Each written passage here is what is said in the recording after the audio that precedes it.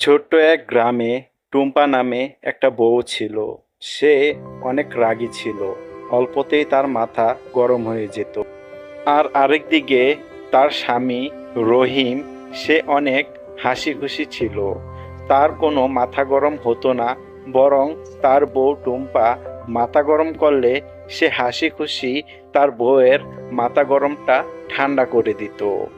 তারপর রহিম বাড়িতে চলে আসে। এসে দেখে তার বউয়ের সেই মাথা গরম হয়ে রয়েছে। কি গো বউ, কি হয়েছে তোমার? তোমার চেহারার এই অবস্থা কেন? তুমি তো দেখি রেগে ফায়ার হয়ে আছো। রেগে ফায়ার হব না। এখন কয়টা বাজে? তুমি এখন বাড়িতে ফিরলে? এখন কি বাড়িতে ফেরার সময়? তুমি এতক্ষণ কোথায় ছিলে? আমি যে তোমার জন্য বসে আছি, আমি তোমার সাথে একসাথে খাবার খাবো। তুমি এখন কোথায় থেকে আসলে? বলো আমাকে। বউ, আমার ভুল হয়ে গিয়েছে। আমি বন্ধুদের সাথে আড্ডা মারতে একটু দেরি হয়ে গিয়েছে। এরকম আর হবে না, আমাকে মাফ করে দাও। ও আচ্ছা, এই ব্যাপার। তাহলে তুমি বাড়িতে এসেছো কেন? যাও, তোমার বন্ধুদের সাথে আড্ডা মারো গিয়ে। বাড়িতে এসেছো কেন? যাও, বের হয়ে যাও। আজকে তোমাকে খাবারও দেব না আমি। এই কথা বলে টুম্পা সেখান থেকে চলে যায়। হাই রে, বাড়িতে আসলাম কয়েকটা ভাত খেতে, আমার বউ রাগ করে এখন আমাকে ভাতই দিবে না। কি করব এখন আমি? হায় রে, কি কপাল আমার!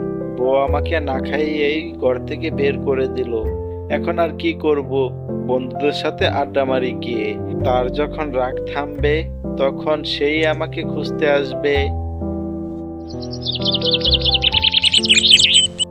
সেই সকালে সে ঘর থেকে বের হয়ে গিয়েছে। কেন যে আমি তার সাথে রাগ করতে গেলাম, শুধু শুধু আমি মাথা গরম করলাম।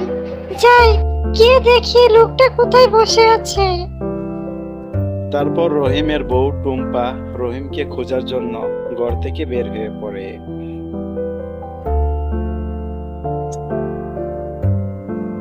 বেশ কিছুক্ষণ পর রহিমকে টুম্পা খুঁজে পায়।